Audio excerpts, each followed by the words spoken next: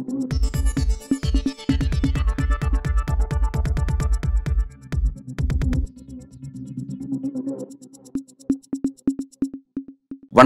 இது news focus Tamil. இன்றைய சிறப்பு விருந்தினராக நம்முடன் அரசியல் பேச இணைந்திருக்கிறார் மூத்த பத்திரிகையாளர் திரு மணி அவர்கள். சார் வணக்கம். சார், எலெக்ஷன் நம்ம எலெக்ஷனுடைய டே பை டே இந்த அப்டேட்ஸை பார்த்துட்டு இருக்கோம். குறிப்பாக 4 ஃபேஸ் முடிஞ்சிருக்கு, இப்போ இன்னும் 3 ஃபேஸ் பெண்டிங் இருக்குது அப்படிங்கிற பார்க்குறோம். இந்த 4 ஃபேஸ் முடிஞ்சதுக்கு பிறகு ஒவ்வொருத்தரும் ஒவ்வொரு மாதிரி இந்த 4 ஃபேஸ் போலிங்கை வச்சு ஒரு முன்முடிவுக்கு வராங்க. இவங்களுக்கு எவ்வளோ பதிவாகும், இந்தியா கூட்டணி இவ்வளோ கிடைக்கும், பிஜேபி இவ்வளோ கிடைக்குன்ற ஒரு விஷயத்துக்கு வராங்க. அது செகண்டரியாக பேசலாம், என்ன பாசிபிலிட்டிஸ் பேசலாம். ஆனால் மோடியினுடைய பாஜகவுடைய அந்த தேர்தல் அந்த இயந்திரங்கிறது ரொம்ப வெல் ஆயில்டாக ஒர்க் பண்ணோம் அப்படிங்கிறத நம்ம பார்த்துருக்கோம். அப்படி இருக்கும்போது 2014 ஆட்சிக்கு வரும்போது ஒரு ஆல் ஓவர் நேஷனலில் ஒரு நெரட்டிவ் செட் பண்ணாங்க, வளர்ச்சி அப்படின்ற மாதிரி ஒரு நெரட்டிவ் செட் பண்ணாங்க. 2019 தேசிய பாதுகாப்பு, நாடு பாதுகாப்பாக இருக்குன்னா மோடி கையில் நாட்டை கொடுங்க அப்படிங்கிற மாதிரி அந்த புல்வாமா தாக்குதலுக்கு பிறகு அப்படி ஒரு நெரட்டிவ் செட் பண்ணாங்க. இப்போ 2024 என்ன நெரட்டிவ் செட் பண்ணியிருக்காங்க, அந்த மாதிரி நெரட்டிவ் இருக்குதா, எப்படி பார்க்குறீங்க? இப்போ நெரேட்டிவ்ன்றது 2014 வளர்ச்சி அச்சதின், 2019 புல்வாமா, பாலக்கோட்டை. இப்போ பெரிய நெரேட்டிவ்னு ஒன்றுமே செட் பண்ணலை. ஏன்னா 10 வருஷ சாதனையை அவங்களே பேசாமல் அவங்க முஸ்லீம் எதிர்ப்பில் போய் நின்னாங்க. நெரேட்டிவ்ன்றது கடந்த காலங்களில் 500 வருஷத்துக்கு முன்னால் நடந்த பாபர் பிரச்சனையிலேருந்து ஆரம்பித்து வீர சிவாஜி பிரச்சனையிலேருந்து அவுரங்கசீப்பை தொட்டு இந்துக்கள் தாலி அறுத்து முஸ்லீம் கொடுத்துருவாங்க, 2 எருமாடு இருந்தால் ஒன்று பிடுங்கி கொடுத்துருவாங்க. முஸ்லீம்களுக்கு எதிரான பிரச்சாரத்தை இந்த தேர்தலில் தன்னுடைய நெரேட்டிவாக மோடி செட்டப் பண்ணியிருக்கார். இஸ்லாமியர்களுக்கு எதிராக ஒரு கருத்துருவாக்கத்தை குறிப்பாக SC/ST மக்கள் மத்தியில் உருவாக்கியது தான் மோடியின் சாதனை. இந்த தேர்தலோட நெரேட்டிவ் 2014 அச்சதின், 2019 புல்வாமா, பாலக்கோட், நாட்டின் பாதுகாப்பு, இந்தியாவின் பாதுகாப்பு, India is in danger. Number 3 இப்போ 3வது மோடி 3.0ல் முஸ்லீம்ஸுக்கு அதிக சலுகைகளை காங்கிரஸ் கொடுத்துரும், முஸ்லீம்களோட மக்கள் தொகை அதிகமாகி போச்சு. இந்த மாதிரியான ஆன்டி முஸ்லீம் நெரேட்டிவ் தான் தேர்ட் டேர்மோட மோடியோட நெரேட்டிவாக இருக்குது. ஏன்னா 10 ஆண்டு சாதனை, ராமர் கோயில் கட்டினது, 370 நீக்கினது, மேனிஃபெஸ்டோவில் பிஜேபி மேனிஃபெஸ்டோவில் சொன்னதெல்லாம் சொன்னால் ஓட்டு விழாதுன்னு, கைவந்த கலை இருக்கவே இருக்கிறது, கயவர்களின் கடைசி ஆயுதம் முஸ்லீம்களுக்கு எதிரான பிரச்சாரம், அதை மோடி கையில் எடுத்துட்டார். ஆன்டி முஸ்லீம் பிரச்சாரத்தை மோடி கையில் எடுத்து விட்டார். உங்கள் கேள்விக்கான என்னுடைய பதில் 2014 வளர்ச்சி அச்சதின், 2019 பாலக்கோட், புல்வாமா. இப்போ 2024 என்ன நேரேட்டிவ்னு கேட்டிங்க. 2024 நேரேட்டிவ் இஸ்லாமிய வெறுப்பு பிரச்சாரம், ஆன்டி முஸ்லீம் நரேஷன் தான் மோடியோட 2024 தேர்தலின் தேர்தல் பிரச்சார ஆயுதமாக இருந்து கொண்டிருக்கிறது. 2014 அவங்க வச்சு அந்த வளர்ச்சி அப்படிங்கிறதுக்கு எதிராக வேறு யாராலையும் எந்த கருத்தும் வைக்க முடியாது. அதே மாதிரி 2019 தேச பாதுகாப்புங்கிறதுக்கும் எதிர்க்கட்சியில் ஒரு கருத்து வைக்க முடியாது. ஆனால் இந்த விஷயத்தில் பொறுத்த வரைக்கும் இப்படி ஒரு இஸ்லாமிய வெறுப்பு அப்படின்னும் போது அந்த இஸ்லாமியர்களுக்கும் சேர்த்து அவர் தான் பிரதமராக இருக்கார் அப்படின்னும் போது உங்களுடைய ஆட்சிக்குட்பட்ட பகுதியில் இருக்கிற ஒரு குறிப்பிட்ட மக்களை நீங்களே இப்படி தூற்றி பேசுவீங்க அப்படின்ற ஒரு விஷயத்தை அவங்களுக்கு எதிராக வைப்பாங்க. அது நிச்சயமாக அவரால் ஸ்கோர் பண்ண முடியுமாங்கிறது தெரியல. இப்போ அதன் காரணமாக தான் நேற்றைய அவருடைய ஒரு தனியார் சேனலுக்கு அவர் கொடுக்கும் ஒரு பேட்டியில் சொல்கிறாரு, நான் எப்படி அந்த மாதிரி சொன்னேன், இஸ்லாமிய இந்து நான் பிரிச்செல்லாம் பேச மாட்டேன், அப்படி பேசினா நான் அரசியலேருந்தே விளைகிறேன் அப்படின்ற மாதிரி தன்னோட கருத்துலேருந்து ஒரு ட்விஸ்ட் அடிக்கிறாரு. இல்லை, அது வழக்கம் போல் அவர் அடிக்கிற பல்ட்டி. நான் உயிரோடு இருக்க வரைக்கும் இஸ்லாமியர்களுக்கு இடஒதுக்கீடு கொடுக்க முடியாதுன்னு சொன்னார். அது என்ன அர்த்தம்? நிறையா குழந்தை பெற்றுக்கிறவங்களுக்கு எல்லாத்தையும் கொடுத்துருவாங்கண்ணா, அதுக்கு என்ன அர்த்தம்? ஊடுருவல்காரர்கள் நிறைய, அதுக்கு என்ன அர்த்தம்? போராட்டக்காரர்களை அவருடைய ஆடைகளை கொண்டு அடையாளம் காணுங்கள் நிறைய, அது என்ன அர்த்தம்? எங்கேயும் வாயிலிருந்து முஸ்லீம்னு வரல. இதுதான் குறைந்தபட்ச நேர்மை கூட சங்கிகளுக்கு இல்லை என்பதற்கு இது ஒரு உதாரணம். குறைந்தபட்ச நேர்மை கூட அவர்களுக்கு கிடையாது. தெளிவாக பேசுகிறாரு. முஸ்லீம் நேம் பண்ணியே சொன்னார், இந்துக்களோட SC/ST இடஒதுக்கீடை பிரித்து முஸ்லீம்ஸுக்கு கொடுத்துருவாங்க, நான் உயிரோடு இருக்க வரைக்கும் அது நடக்காதுன்னாரு. அப்புறம் இதுக்கு மேலே என்ன வேணும்? ஸோ 4 கட்ட தேர்தலில் 2-3 நாளில் முஸ்லீம் எதிர்ப்பை வச்சு நல்லா பிரச்சாரம் பண்ணிட்டாங்க. இன்றைக்கி கொஞ்சம் ஓவர் த போர்டு போது கீழே இறங்கி வராங்க. ஆனால் அவங்க திருந்த மாட்டாங்க, கண்டிப்பாக திருந்த மாட்டாங்க. வரி குதிரைகள் தங்கள் வரிகளை எப்படி மாற்றிக்கொள்ள முடியாதோ, சிறுத்தைகள் எப்படி தங்களுடைய புள்ளிகளை மாற்றிக்கொள்ள முடியாதோ, அதுபோல் RSS, BJP, சங்க பரிவார அமைப்புகளால் தங்களுடைய இஸ்லாமிய வெறுப்பை மாற்றிக்கொள்ள முடியாது. இதை தெரிஞ்சு தான் இந்த ஸ்ட்ராட்டஜியை, நான் திரும்ப சொல்கிறேன், தெரிஞ்சு தான் இந்த ஸ்ட்ராட்டஜி அவங்க எடுத்திருக்காங்க. நன்றாக யோசித்து திட்டமிட்டு RSS உடைய ஆலோசனையின் பேரில் மோடி எடுத்த முடிவு தான் இஸ்லாமிய வெறுப்பு பேச்சு. ரொம்ப அதிகமாக போகும்போது கொஞ்சம் பின்வாங்குவாங்க, மக்களை பேசி குழப்புவார்கள். மகாத்மா காந்தியை கொன்ற நாத்துராம் கோட்ஸே அவன் ஒரு இந்து பார்ப்பனன், ஆனால் அவனை ஒரு முஸ்லீம்னு சொல்லி பிரச்சாரம் பண்ணது முஸ்லீமால் கொல்லப்பட்ட தேசப்பிதான்னு பிரச்சாரம் பண்ணது ஆர்எஸ்எஸ். புரியுதா? அதனால் இது உங்களுக்கு இந்த மாதிரி அவர் நான் முஸ்லீம்னு பிரித்து பேசலன்றதெல்லாம் அது மக்களை திசை திருப்பக்கூடிய வேலை. தெளிவாக இஸ்லாமிய வெறுப்பை, முஸ்லீம் எதிர்ப்பை பிரச்சார ஆயுதமாகத்தான் மோடி கையில் எடுத்திருக்கிறார். இது தனக்கு வாக்குகளை கொடுக்கும் என்று அவர் நம்புகிறார். இது அவருடைய கணிப்பு மெய்யாகலாம் பொய்யாகலாம், நமக்கு தெரியாது. மோடியின் இந்த இஸ்லாமிய வெறுப்பு பிரச்சாரம் பாஜகவுக்கு தேர்தலில் வெற்றியை தேடித்தந்தால் அதில் ஆச்சரியப்பட ஏதும் இருக்காது, வருத்தப்பட வேண்டுமானால் நிரம்ப இருக்கலாம். இது அவர்களுக்கு வெற்றியை தேடி தராது என்று நாம் உறுதியாக சொல்ல முடியாது. ஏன்னா வட இந்தியாவில் அந்த அளவுக்கு கம்யூனல் போலரைசேஷன் நடந்துகிட்டு இருக்குது. ஆனால் அவங்க ராமர் கோயிலை பற்றியே பேசாமல், 370 பேசாமல் முஸ்லீம் வெறுப்பை பேசுறதுன்றது அவங்களுக்கே இந்த தேர்தலில் நம்முடைய சாதனைகளை சொன்னால் ஓட்டு கேட்க முடியாது, நெகட்டிவாக சொன்னால் தான், ஒரு செயற்கையான எதிரியை கட்டமைப்பதன் மூலம் தான் ஜெயிக்க முடியும்னு அவங்க நம்புகிறாங்க. மக்கள் நலன் சார்ந்த பிரச்சனைகளை மோடி பேசவே இல்லை. எவ்வளோ வேலை வாய்ப்புகள் உருவாச்சு 10 வருஷத்தில் பேசலை. விலைவாசியை பற்றி அவர் ஒரு வார்த்தை அவர் வாயில் பேசலை. அடுத்த 5 ஆண்டுகளை எவ்வளோ வேலை வாய்ப்புகள் உருவாக்கப்படும் அவர் எதுவுமே பேசலை. கேட்டால் புது வியாக்கியானத்தை ஆர்எஸ்எஸ்ஸில் இருக்கக்கூடிய சில அறிவுஜீவிகள் என்று சொல்லிக்கொள்ளக்கூடிய சில பொருளாதார நிபுணர்கள் என்று தங்களை சொல்லிக்கொள்ளக்கூடிய சிலர் எழுதுகிறாங்க, பேசுகிறாங்க. வேலை வாய்ப்பு உருவாக்குறது கவர்மெண்ட்டோட வேலை கிடையாதுன்றார். மக்களை நட்டாத்தில் தனியாக விடுறானுங்க. அப்போ எதுக்கடா 2 கோடி வேலை வாய்ப்புகளை உருவாக்குவீங்கன்னு 14 மேனிஃபெஸ்டோவில் சொன்னீங்கன்னா அது ஜும்லான்றானுங்க. அடுத்த 5 ஆண்டுகளில் எவ்வளவு வேலை வாய்ப்புகள் இந்தியாவில் உருவாக்கப்படும் என்பது குறித்து இந்த 1 மாத கால தேர்தல் பிரச்சாரத்தில் எங்காவது ஒரு இடத்தில் மோடி பேசியிருக்கிறாரா? அப்படி பேசவில்லை என்றால் இது என்ன தேர்தல்? 10 ஆண்டு கால சாதனைகளை பற்றி அவர் என்ன பேசியிருக்கிறார்? இல்லை. விலைவாசி உயர்வை பற்றி பேசியிருக்கிறார்? இல்லை. திரும்ப திரும்ப காங்கிரஸ் எதிர்ப்பு, இஸ்லாமிய வெறுப்பு, காங்கிரஸ் வந்தான்னா முஸ்லீம்ஸுக்கு அதை பண்ணிடுவான், இதை பண்ணிடுவான், காங்கிரஸ் இப்போ இந்துக்கள்லாம் ஒரு நாட்டை விட்டு தான் ஓடணும், இப்படி ஒரு செயற்கையான எதிரியை உருவாக்கி கட்டமைத்து தான் அவர்கள் இந்த தேர்தலில் சந்தித்து கொண்டிருக்கிறார்கள். 1.0ல் அச்சதின், 2.0ல் பாலக்கோட் தேச பாதுகாப்பு, புல்வாமா. நம்பர் 3 மோடி 3.0ல் அப்பட்டமான இஸ்லாமிய வெறுப்பு. இதுதான் அவர்களுடைய நரேட்டிவ். இப்போ நீங்கள் பேசும்பொழுது குறிப்பிட்டீங்க ஆண்டுக்கு 2 கோடி வேலை வாய்ப்பு கொடுக்குறோன்னு சொல்லி சொன்னாங்க வாக்குறுதியில். அது என்ன ஆச்சு அப்படின்னு கேட்டீங்க. அதை கவனிக்கணும்னு சொல்லி சொன்னீங்க. பட் இது எதிர்கட்சிகள் கேள்வி கேட்கணும். பிறகு ஒரு கட்சியாக இருந்த ஆட்சியில் இருந்த பாஜக அதுக்கான ரெஸ்பான்சிபிலிட்டியோட பதில் சொல்லணும் அப்படிங்கிற கடமையிலேருந்து அவங்க தவறாங்கிறத ஓகே பார்க்குறோம். ஆனால் கிரவுண்டில் மக்கள் அதை எப்படி ஃபீல் பண்ணுறாங்க? ஏன்னா மக்கள்கிட்ட மறைக்க முடியாது இந்த விஷயத்தை. மக்கள் இந்த 10 ஆண்டுகளில் அந்த பிரச்சனையை ஃபேஸ் பண்ணியிருந்தா நிச்சயமாக அந்த மக்கள் அந்த அரசை எப்படி அங்கீகரிப்பாங்க அப்படின்ற ஒரு கேள்வி இருக்குது அடுத்த முறைக்கு. அது எப்படி இந்த அரசு பிஜேபி ஃபேஸ் பண்ணுறாங்க கிரவுண்டில்? இது நல்ல கேள்வி. இது எப்படி ஃபேஸ் பண்ணுறாங்கன்னா அந்த அந்த அந்த பிரச்சாரம் கீழ் மட்டத்திலேருந்து அவங்கள நோக்கி பெரிய அளவில் வைக்கப்படலை. வேலையில்லா திண்டாட்டம், விலைவாசி உயர்வு எவ்வளோ தூரம் இருக்குதுன்ற பிரச்சாரம் பெரிய அளவில் வைக்கப்படலை. உள்ளே கும்பிட்றாங்க மக்கள் மோடியை நோக்கி, பிஜேபியை நோக்கி அவர்களை உலுக்கக்கூடிய அளவுக்கு இந்த கேள்விகள் வைக்கப்படவில்லை. நிச்சயமாக இது இந்த தேர்தலோட கருப்பொருளாக இருக்குன்றது தான். தேர்தலுக்கு ஃபஸ்ட்டு ஃபேஸுக்கு முன்னால் சிஎஸ்டிஎஸ் என்ற சென்டர் ஃபார் டெவலப்மெண்ட் சொசைட்டிஸ் அந்த அறிக்கை இண்டு பேப்பரில் வந்தது. அதில் பார்த்திங்கன்னா மக்களை மிகவும் பாதிக்கக்கூடிய பிரச்சனைகளாக இந்த தேர்தலின் பிரச்சனைகளாக இருப்பது விலைவாசி உயர்வும் வேலையில்லா திண்டாட்டம். ஏதாவது ஒரு ரூபத்தில் அது வெளிப்பட்டு தான் தீரும். மோடி பேசாமல் இருக்கலாம், எதிர்க்கட்சிகளும் பேச வேண்டிய அளவுக்கு இமேஜினேஷனோட மோடியை ஃபோர்ஸ் பண்ணி அதுக்கு பதில் சொல்ல வேண்டிய அளவுக்கு சொல்லாமல் இருக்கலாம். எதிர்க்கட்சிகளுக்கு அந்த திறமையோ அல்லது அந்த வலிமையோ இன்றைக்கு இல்லாமல் இருக்கலாம். அதற்கு காரணம் இப்போ இருக்கக்கூடிய ஒரு இறுக்கமான சூழ்நிலை. நான் முழுவதும் எதிர்க்கட்சிகளை குறை சொல்ல மாட்டேன். ஆனால் அவர்கள் இன்னும் கொஞ்சம் இமேஜினேட்டிவாக செயல்பட்டிருக்கலாம். ஆனால் எதிர்க்கட்சிகள் செயல்பட்டாலும் செயல்படாவிட்டாலும் மீடியா டோட்டலாக மோடி காலடியில் விழுந்து கிடக்கு. இந்த பிரச்சனைகளை, இந்த தேர்தலோட பிரச்சனைகளாக இதெல்லாம் தான் இஷ்யூன்னு அவங்க பேசவே இல்லை. 10 ஆண்டு கால மோடி ஆட்சிக்கு ஆனால் ரெஃபரண்டம் இது. அப்படி இருக்கும்போது இவ்வளவு வரலாறு காணாத வேலையில்லா திண்டாட்டம், விலைவாசி உயர்வும் இருக்குது. இதுதான் மக்களை வாட்டி வதைக்குதுன்றது பொதுவாக எல்லாருக்குமே தெரியும் போது ஒன்றும் தேர்னும் பால் ஓடலை. அப்போ அதை பிரதானப்படுத்தி எழுத வேண்டிய, பேச வேண்டிய ஊடகங்கள் மோடி காலடியில் உட்கார்ந்திருக்கின்றன. ஆனால் இதெல்லாம் இவங்க எழுதினாலும் பேசாட்டியும், எதிர்க்கட்சிகள் இதை பரப்புரையில் கொண்டு வந்தாலும் கொண்டு வராட்டியும் கண்டிப்பாக இவை மக்கள் மனங்களில் இருந்து கொண்டே தான் இருக்கும். அதன் அடிப்படையில் தான் வாக்குகள் விழும் என்று நான் நம்புகிறேன். அதை மீறி வேலை இல்லாட்டியும் பரவாயில்ல, சோத்துக்கு பிச்சை எடுத்தாலும் பரவாயில்ல, ராமர் கோயில் கட்டிட்டான் ஓட்டு போடுவான்னு நினைக்கிறாங்கன்னா அப்படியும் சிலர் நினைக்கிறாங்க, உண்மைதான்.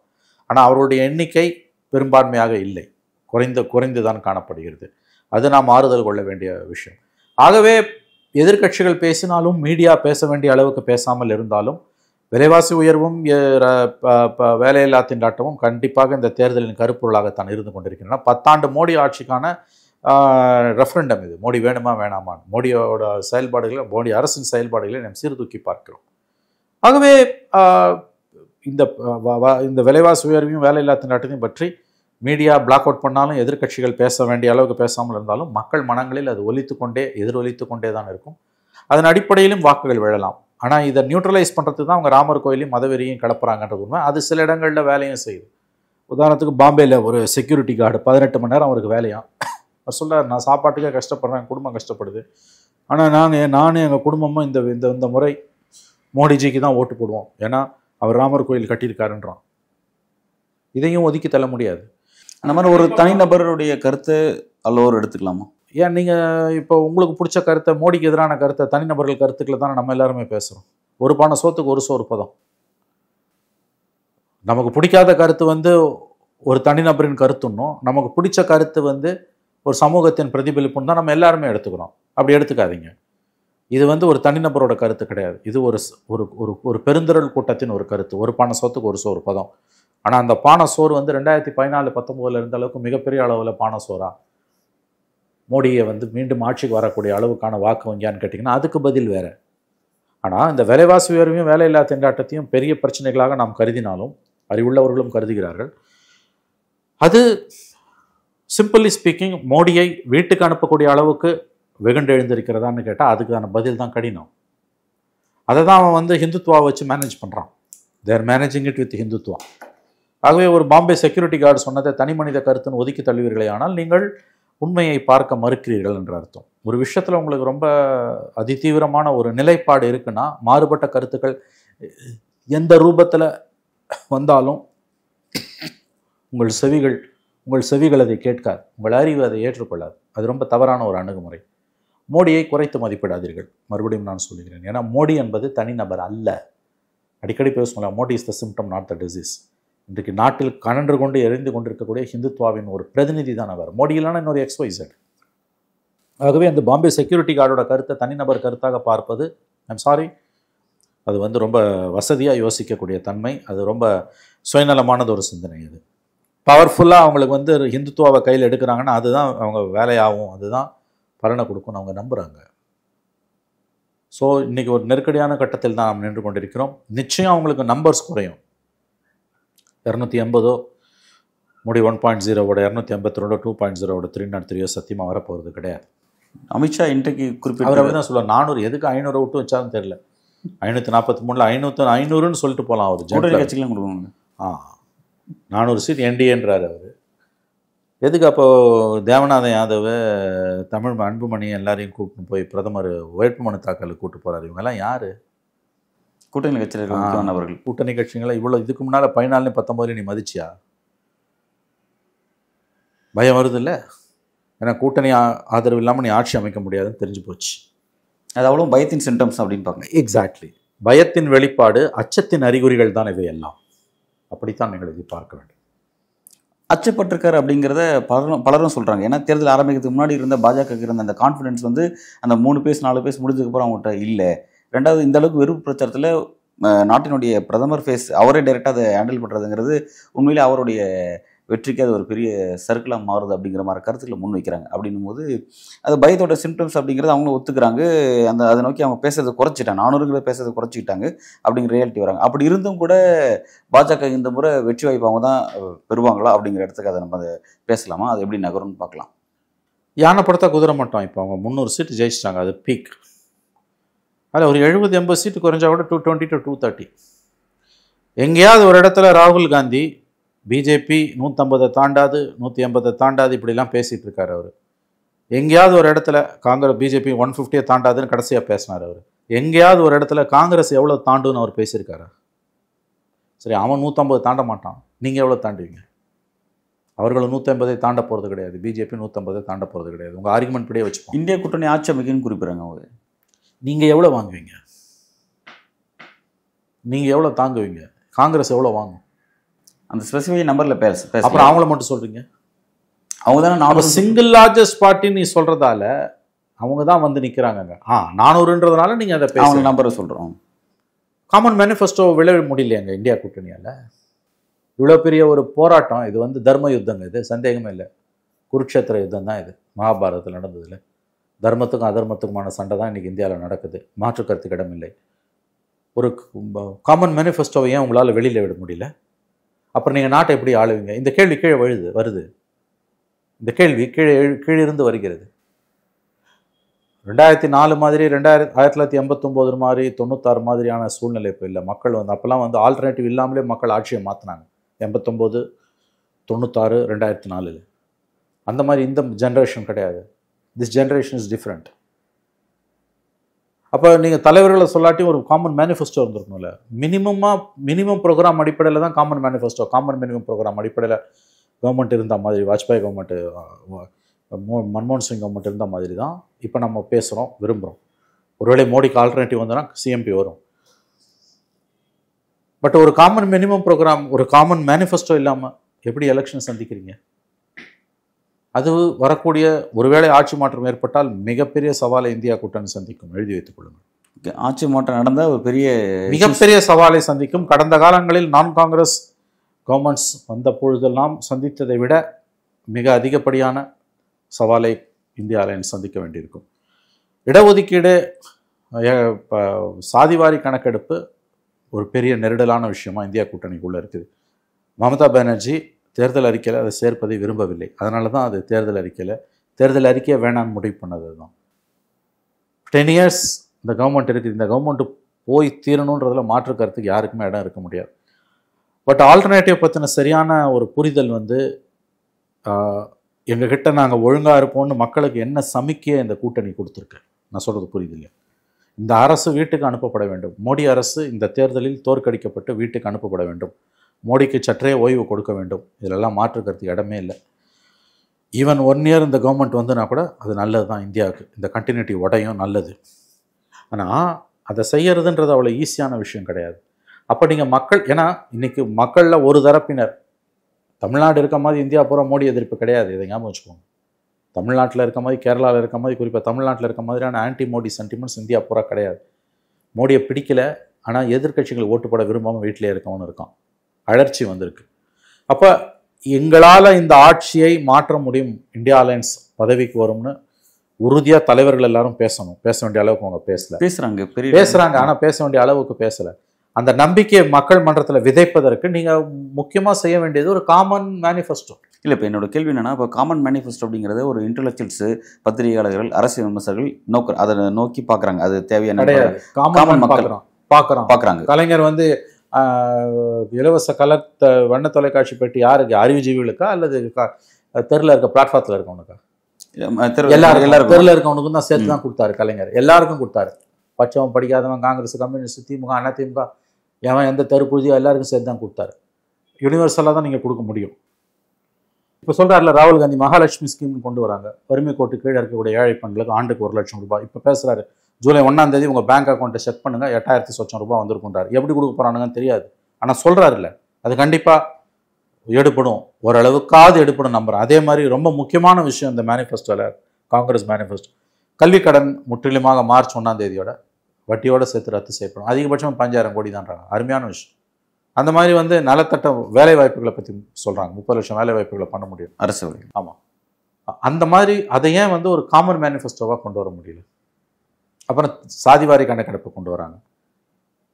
இதெல்லாம் வந்து காமன் மேனிஃபெஸ்டோவில் இல்லை. காமன் மேனிஃபெஸ்டோ இல்லாமல் போகிறது எனக்கு வந்து நீங்கள் கேட்கலாம், அது ஒரு பெரிய இதுவான்னு. ஓரளவுக்கு அது ஒரு நெருக்கடி தான். பெரிய அளவில் நெருக்கடி நான் சொல்லலை, பட் ஓரளவுக்கான நெருக்கடி. பிரதமர் வேட்பாளர் இல்லாததும் ஒரு பெரிய நெருக்கடி தான். அதுவும் நீங்கள் கவனத்தில் கொள்ள வேண்டும். நீங்கள் ராகுல் காந்தியை டைரெக்டாக மோடியோட மோத விடுறத யாருமே விரும்பலை. ஏன்னா அவர் மோடிக்கு பர்சனாலிட்டி முன்னால் நிற்க மாட்டாருன்றாங்க. பட் இந்த பிரதமர் வேட்பாளரும் ஒரு சிக்கல் தான். ஆனால் மக்கள் முடிவு பண்ணிட்டாங்கன்னா எதுவுமே நிலைச்சது கிடையாது. கண்டிப்பாக ஆட்சி மாற்றம் வருகிறது என்றால் மக்களிடம் அதிகமான எதிர்பார்ப்பு இருக்கும். நீங்கள் வந்து வெறுமனே ஆட்சியை விட்டு மோடியை இறக்கிறது மட்டுமே it's not an end in it self. அடுத்து நீங்கள் என்ன செய்ய போறீங்க அதையும் முன்வைக்கணும். இந்த எலெக்ஷன் ஒரு விதத்தில் எதிர்க்கட்சிகளை பொறுத்த வரைக்கும் நெகட்டிவ் கானோட்டேஷனில் தான் போயிருக்கு. வேண்டாம் மோடின்னு போகிறீங்க, ஓகே மோடி வேணாம், யார் வேணும்னு சொல்லணும்ல. அதுதான் வந்து இந்திய கூட்டணி அப்படிங்கிறது அந்த 28 கட்சிகள் ஒன்று சேர்த்தது காரணம். வந்து வெற்றிக்கு பிறகு, எலெக்ஷன் வெற்றிக்கு பிறகு உட்காந்து யார் அப்படிங்கிறத டிஸ்கஸ் பண்ணுவோம், பிரதமர் வேட்பாளர் யார் அப்படிங்கிறத அப்போ அதை முடிவு பண்ணிவோம் அப்படிங்கிற சொல்லி தான் அவங்க அந்த எலெக்ஷனை சந்திக்கிறாங்க. அது அங்கே சரி பேசப்பட்டது. இப்போ இன்னைக்கு வந்து அது பெரிய பிரச்சனையாக மாறுதா? இல்லை, அதாவது அது வந்து எப்படின்னு கேட்டிங்கன்னா அதில் வந்து ப்ளஸ் அண்ட் மைனஸ் ரெண்டுமே இருக்குது. நான் மறுக்கலை. நான் அது வந்து ஐ திங்க் அது ஓட்டர்ஸ் மத்தியில் அது ஒரு இஷ்யூவாக இருக்குன்னு தான் எனக்கு தோணுது. கண்டிப்பாக அதுவும் ஒரு இஷ்யூ தான். வாட் நெக்ஸ்ட்னு ஒரு கேள்வி இருக்குது. இது வந்து 89, 96, 2004 கரெக்டாக 2004 20 வருஷத்துக்கு மேலே இதே மாதிரி மே மாதம் வாஜ்பாய் அரசு அகற்றப்பட்ட போது முதல்ல சோனியா காந்தி பெயர் அடிப்பட்டது. அப்புறம் அதுக்கு திடீர்னு மன்மோகன் சிங் வந்தார், 10 வருஷம் ஆண்டார். அந்த மாதிரி இப்போ வருமானது எனக்கு வாய்ப்பு டவுட்டாக இருக்குது. நீங்கள் யாராவது ஒரு ஃபேஸை வந்து முன்னிறுத்தி இருக்கலாம். முன்னிறுத்துவதில் என்ன தயக்கம்னு தெரியல. ஐ திங்க் கெஜ்ரிவால் அப்படி பார்த்தீங்கன்னா ராகுல் காந்தியை விட கெஜ்ரிவால் நல்லா பேசுகிறார். அவர் அழகாக பேசுகிறார். டெல்லியில் போய் அந்த கடந்த 4 நாட்கள் அதுவும் வெளியில் வந்தோன்னா அவரோட பேச்சு வந்து கரெக்டாக பிஜேபி அவங்க ஆயுதத்தை கொண்டே கையில் அடிக்கிறார். ஹனுமார் கோயில் போய் தான் பிரச்சாரத்தை ஆரம்பிக்கிறார். அமித்ஷா வந்து பிரதம மந்திரி ஆக போகிறாரு. ஏன்னா மோடி 75 வயசுக்கு மேலே யாரும் பதவியில் இருக்கக்கூடாதுன்றாரு. அப்படி பார்த்தா அமித்ஷா பிரதமராக தான் மோடி முயற்சி செய்கிறாருன்னு ஒரு பெரிய கழகத்தை பிஜேபிக்குள்ளே உருவாக்கிட்டார். உடனே அலறி அடிச்சுக்கிட்டு ஓடி முன்னால் வந்து முண்டி அடிச்சுட்டு வந்து அமித்ஷா சொல்கிறார், இல்லை நான் இல்லைன்னு. மோடிஜி தான் 3வது தடவை. 75 வயசுலாம் அது மாதிரி எந்த லிஸ்ட்டும் கிடையாது. 4வது முறையும் மோடி தான். ஏன்னா அடிமைகள் கொத்தடிமைகள் அப்படித்தான் பேசும். இங்கே ஜெயலலிதா பற்றி பேசினாங்கல்ல, நிரந்தர முதல்வர் நானுங்களே, அதே கதை தான். நிரந்தர பிரதமர். இந்த இந்த இந்த இது வந்து உங்களுக்கு வந்து கெஜ்ரிவாலோட அந்த அணுகுமுறை என்பது ராகுல் காந்தியை விட இன்னோவேட்டிவாக இருக்குது. யதார்த்தம் இதுதான் அன்பு. வட இந்தியாவில் குறிப்பாக சாஃப்ட் ஹிந்துத்துவா வச்சு தான் பிஜேபின்னு சொல்லக்கூடிய ஹார்ட் இந்துத்துவா அவங்கள வீழ்த்த முடியும். கம்ப்ளீட் மத சார்பின்மை பேசினீங்கன்னா அங்கே காணாமல் போயிடுவீங்க. இது ஃபேக்ட். அதான் கெஜ்ரிவால் கையில் எடுத்திருக்காரு. கெஜ்ரிவாலோட ஓட் பேங்க் வந்து இது வரைக்கும் 2 பார்லிமெண்ட் எலெக்ஷன்லேயும் அசம்பிளிக்கு கெஜ்ரிவாலுக்கு ஆம் ஆத்மிக்கு, பார்லிமெண்ட்டுக்கு பிஜேபி 7 சீட்டும் பிஜேபி. இந்த முறை போவாது. கெஜ்ரிவாலோட அரசுலாம் வந்து ஹார்ட்கோர் பிஜேபி ஆளுங்களையே நிலைகுலைய வைத்திருக்கிறது. எனவே இந்த எலெக்ஷனில் டேக்அவே பாஸ்ட் 1 வீக், நம்ம லாஸ்ட் வீக் பேசணும், இந்த 1 வீக்கில் கடந்த ஒரு வார காலத்தோட டேக்அவே கெஜ்ரிவாலோட பேச்சு வந்து கீழ் மட்டத்தில் போய் ஒரு அப்பீல் இருக்குது அவருக்கு. Who knows, Kejriwal also maybe a prime minister candidate. மறுக்க முடியாது. யாருக்கு தெரியும் உங்களுக்கு வந்து. ஓகே, நம்ம உங்களோட அசஸ்மெண்ட்டில் அது கரெக்டாக இருக்கும் அப்படிங்கிறத நீங்கள் சொல்கிறீங்க. ஒய் நாட்ன்ற நான். ஏன்னா ராகுல் காந்தி நான் இல்லைன்றார். எப்படிங்க ஒரு மனுஷன் நான் வந்து பிரதம மந்திரி ஆக மாட்டேன்னு சொல்லிட்டு, அதை வந்து பிஜேபி விரிக்கிற வளன்னு சொல்றாங்க. இல்ல எலெக்ஷன் வந்து மோடிக்கும் ராகுலுக்கும் சொல்லிட்டு அமித்ஷா தேவையில்லாம இப்ப சொல்ற ஆரம்பத்துல பப்புன்னு சொல்லிட்டு இருந்தவங்க மோடிக்கு எப்படி வேணா சொல்லிட்டு அவர்கள் எப்படி வேண்டுமானாலும் சொல்லிவிட்டு போகட்டும். நான் கேட்பது, ராகுல் காந்தி as a personality நான் பிரதம மந்திரி ஆக மாட்டேன்னு சொல்லிட்டு எதுக்கு தேர்தலுக்கு வர?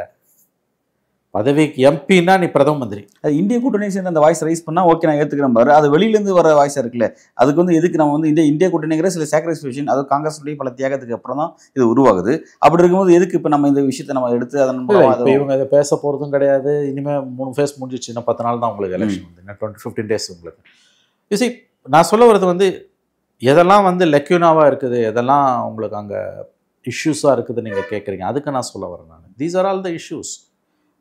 89, 96, 2004 மாதிரி இந்த ஜென்ரேஷன் கிடையாது. இந்த ஜென்ரேஷன் வாண்ட்ஸ் அ ஸ்ட்ராங் லீடர்ன்றான். இன்ஃபேக்ட் PWPன்னு சொல்லக்கூடிய சர்வதேச அமைப்பை எடுத்த அமெரிக்காவோட கருத்து கணிப்புகளை எடுக்கக்கூடிய சோஷியல் இண்டிகேட்டர்ஸை தெளிவாக கணிக்கக்கூடிய எடுத்த கணிப்பில் 2003 85% பேர் வந்து சர்வாதிகார தன்மை கொண்ட தலைவர்களை தான் விரும்புகிறாங்க.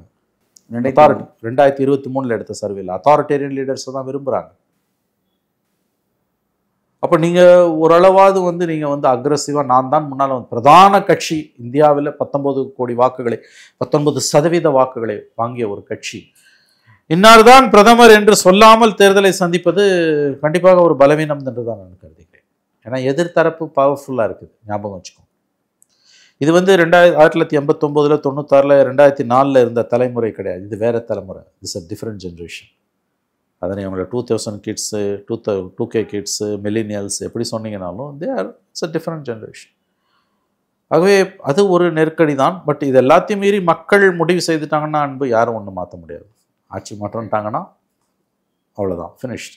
ஓகே, இப்போ இந்தியா கூட்டணிக்கிட்ட மைனஸ் சொல்லி குறிப்பிட்டீங்க. அந்த காமன் மேனிஃபெஸ்டோ, அப்புறம் அந்த PM ஃபேஸ், இதெல்லாம் வந்து இவங்கள்ட்ட இருக்க மைனஸாக குறிப்பிட்டீங்க. Right, okay. இப்போ அந்த பக்கம் வந்து இதெல்லாமே ப்ளஸ்ஸாக இருக்குது. ஃபேஸ் பார்த்தீங்கன்னா PM ஃபேஸ் இருக்குது.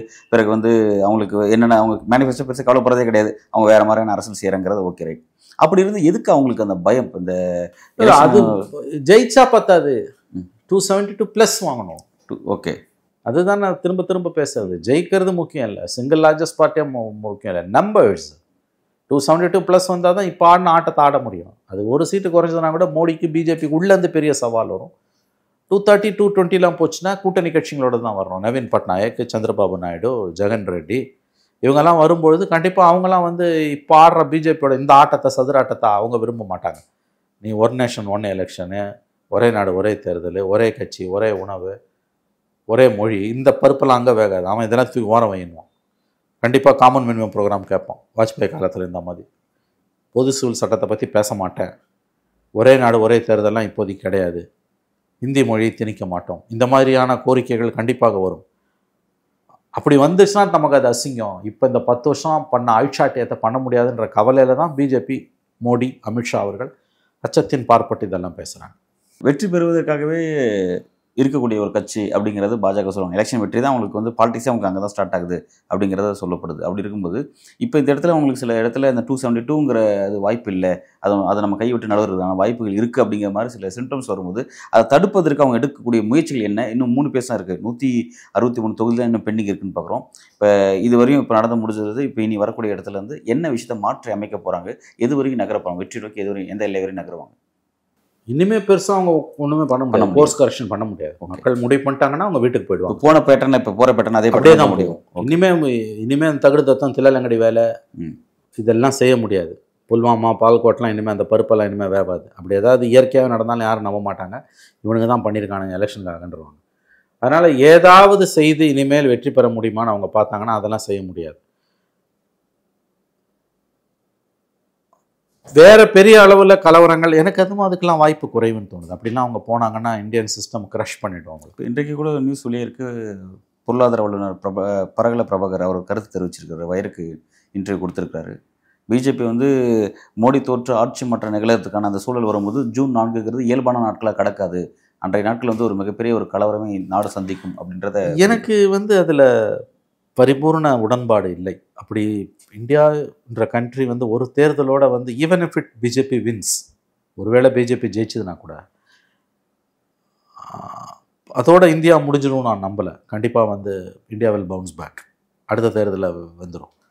200 வருஷம் நம்ம விடுதலைக்கு போராடி இருக்கோம், 8 தலைமுறை, ஒரு நாள் 2 நாள் இல்லை, லட்சக்கணக்கான தியாகிகளோட ரத்தத்தில் எலும்புகள் மீது உருவாக்கப்பட்டது தான் இந்த தேசம். ஒரு தேர்தலில் எதேச்சாதிகார தன்மையுடன் நடந்து கொள்ளக்கூடிய ஒரு தலைவர், ஒற்றை மதத்தை திணிக்கக்கூடிய ஒரு கட்சி, சிறுபான்மையின மக்களை காலின் கீழ் மிதிக்கக்கூடிய ஒரு இயக்கம், அடிப்படையிலேயே மனித உரிமைகளுக்கும் நாகரிக சிந்தனைகளுக்கும் எதிரான ஒரு அமைப்பு ஆர்எஸ்எஸ், அவர்களோட அரசியல் ஆயுதமாக இருக்கக்கூடிய, அரசியல் பிரிவாக இருக்கக்கூடிய பிஜேபி இன்னொரு முறை வெற்றி பெற்றதுன்னா இந்தியா கண்டிப்பாக சிக்கல் தான். ஆனால் இந்தியாவே அழிஞ்சு போயிடும்னு நினைக்காதீங்க. அந்த டூம்ஸ்டே ப்ரெடிக்ஷன்ஸ் வேண்டாம். அதே மாதிரி பரக்கல பிரகாபாகர் ராவ் வந்து 4ஆம் தேதி வந்து பெரிய அளவில் கலவரம் வெடிக்கும்ன்றதெல்லாம் நான் வந்து I take it with pinch of சால்ட்னுவாங்க. இல்லை இப்போ ஏன்னா கடந்த காலத்தில் இது சப்ஜெக்ட்ஸ் கொடுத்து உங்கள்கிட்ட பேசியிருக்கேன், நீங்களே சொல்லியிருக்கீங்க. அது இந்திரா காந்தி அன்னைக்கு அவங்க எலெக்ஷனில் தோல்வி அப்படிங்கிறத அறிவிக்கிறதுக்கு, அன்றைக்கி மீடியா அறிவிக்கிறதுக்கு கிட்டத்தட்ட 13 மணி நேரம் டைம் எடுத்துட்டாங்க. பிபிசி அதை உடச்சிச்சு, 14 ஹவர்ஸ் எடுத்துட்டாங்க. பிபிசி உடச்சுன்னு நீங்கள் சொன்னீங்க. டுவர்ட்ஸ் இப்போ அதை விட மோசமாக கூட இருக்கலாம், ஏன்னா கோடி மீடியா ஆகிடுச்சு. அப்படிங்கிறதுனால நாளைக்கு ரிசல்ட் அவங்களுக்கு எப்படி சாதகமாக வரும்ன்றது தெரியல. அப்படி எதிராக போகும்போது நிச்சயமாக அதை வெளிப்படையாக அறிவிக்கிறதுக்கு என்ன வேணா விஷயங்கள் இருக்கலாம். நீங்கள் சில சிம்பிள்ஸ் கொடுத்துருக்கீங்க, அது இருக்குது. ஆனால் வந்து கலகங்கள் வெடிக்கும், பெரிய அளவில் சிவில் வார் வரும்ன்றதெல்லாம் எனக்கு நம்பிக்கை இல்லை. அது வந்து தள்ளி போகலாம். இந்திரா காந்தி காலத்தில் என்னாச்சு? தள்ளி தான் போச்சு, மறைக்க முடியல, முடிவை மாற்ற முடியல இல்லையா? நீங்கள் சீப்பை ஒழிச்சு வச்சா கல்யாணம் நடுன்ற கதை தான் அது. அந்த மாதிரிலாம் அவங்க கலவரங்கள் பண்ணாங்கன்னா இப்போ ட்ரம்ப் ஜனவரி 6 கேபிட்டல் ஹில்லுன்னுவாங்க, 2021 ஜனவரி 6 நடந்தது மறுபடியும் இந்தியாவில் நடக்குமான்றாங்க. அந்த அளவுக்கு போகுமான்னு எனக்கு I have my own doubts. So Parakala Prabhakar ராவோட அந்த கருத்தை வந்து நம்ம முழுவதும் ஏற்றுக்க முடியாது. ஆங்கிலத்தில் சொல்லணும், take it with a pinch of salt. அவ்வளோ சீக்கிரம் மோடி இறங்க மாட்டான்றது எனக்கும் புரியுது. ஆனால் மக்கள் டிசைசிவாக ஜட்ஜ்மெண்ட் கொடுத்தாங்கன்னா நீ எவ்வளோ நாள் ஒட்டிக்கிட்டு இருப்ப? I don't think RSS will allow it. அது ரொம்ப எக்ஸ்ட்ரீமாக மோடி போகிறாரு அப்படின்னா கண்டிப்பாக ஆர்எஸ்எஸ் வந்து தலையிடும். இந்தியன் சிஸ்டம்னு ஒன்று இருக்குதுங்க, அவ்வளோ தூரம் இந்தியாவோட அமைப்புகளை குறைச்சி மதிப்பிடாதாங்க. இன்றைக்கி வந்து அது கடுமையான நெருக்கடிகளுக்கு உண்டாயிருக்குன்றது உண்மை. இந்த இந்தியன் சிஸ்டம்ஸ், ஜுடிஷியரி ஆகட்டும், எலெக்ஷன் கமிஷனாக இருக்கட்டும், பியூரோக்ரஸியாக இருக்கட்டும், தேர் அண்டர் ட்ரெமெண்டஸ் ஸ்ட்ரெயின். ஆங்கிலத்தில் சொல்லலாம், கடுமையான நிர்பந்தத்திற்கு 10 ஆண்டு கால மோடி ஆட்சியில் அவர்கள் ஆளாகி இருக்கிறார்கள் என்பது உண்மை. ஆனால் எலெக்ஷன் ரிசல்ட்ஸையே மேனிப்புலேட் பண்ண அளவுக்கு அல்லது ரிசல்ட்ஸ் மோடிக்கு எதிராக வந்ததுன்னா பெரிய கலவரங்களை மோடி தூண்டுவாரே ஆனால் பிஜேபி அமைக்கு ஏற்பாடு செய்யுமானே ஆனால் அதை சிஸ்டம் க்ரஷ் பண்ணும். அவ்வளோ சீக்கிரம்லாம் போலீஸ் அதிகாரிகளோ இராணுவ அதிகாரிகளோ மோடி சொல்கிறத கேட்டெல்லாம் ஆட மாட்டாங்க. Indian system is strong. அதனால் ஜூன் 4ஆம் தேதி ஒருவேளை மோடி தோற்று போனால் பெரிய அளவில் கலவரங்கள் வெடிக்கும் என்பது என்னை பொறுத்தவரையில் அதீதமானது ஒரு கருத்து. நெருக்கடிகள் வரலாம், நான் மறுக்கவில்லை. பட் பெரிய அளவில் கலவரமெல்லாம் வெடிக்கும், சிவில் வார் லைக் சுச்சுவேஷன் வரும்ன்றதுலாம் என்னால் நம்ப முடியல. இப்படிலாம் வந்ததுன்னா அது அதாவது நினச்சி கூட பார்க்க முடியல, அதெல்லாம் எங்கே போய் முடியும் அப்படின்றது. நல்ல சார், ஒரு நீண்ட உரையாடல், பல்வேறு கேள்வி ரொம்ப ஆழமாக உங்களோட கருத்தில் வழங்கியிருக்கீங்க. மிக்க நன்றி. நன்றி.